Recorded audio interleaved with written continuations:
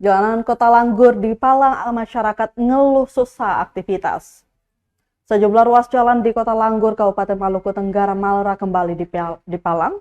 Hal tersebut merupakan imbas dari protes massa pasangan calon Bupati Maluku Tenggara atau Malra nomor urut 1, Martinus Sergius Ulukyanan dan Ahmad Yani Rahawarin atau Mariadat, terhadap dugaan kecurangan Pilkada Malra dan PSU yang hanya dilaksanakan di satu TPS. Pantauan Tribunambon.com Rabu 4 Desember 2024, aksi palang jalan dimulai dari kawasan Auri menuju depan SMP Teresia.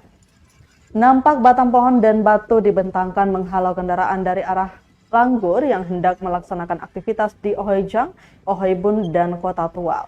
Pohon-pohon yang terletak di pinggir jalan sengaja ditebang untuk menghalau kendaraan melewati kawasan tersebut.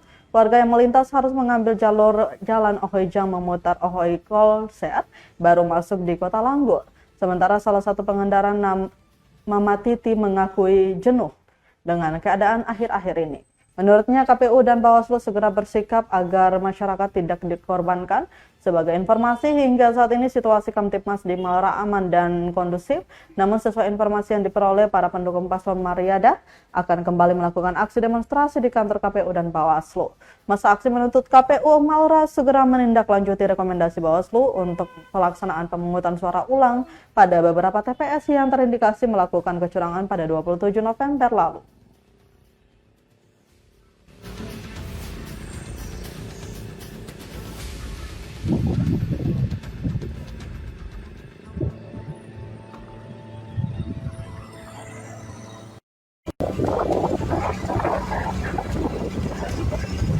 Download Tribun X sekarang, menghadirkan lokal menjadi Indonesia.